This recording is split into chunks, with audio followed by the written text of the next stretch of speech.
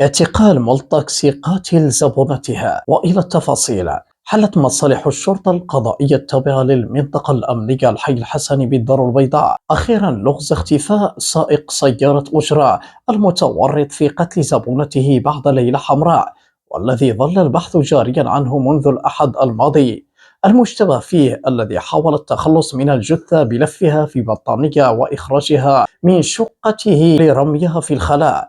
ضُبط وهو يسوق سيارة أجرة ويؤدي خدمات النقل لفائدة الزبناء، وكأن شيئًا لم يحدث، إذ بغتت عناصر الشرطة القضائية داخل نفوذ المنطقة التي نفذت فيها الجريمة إثر معلومات دقيقة توصلت بها، ما وضع حدًا لفراره الذي استمر 5 أيام. من جهة أخرى يجري البحث مع المشتبه فيه الموضوع رهن الحراسة النظرية تحت إشراف من الوكيل العام للملك للتعرف أكثر على تفاصيل الجريمة ودوافعها، وأيضا لمعرفة مصير زوجته التي اختفت عن الأنظار.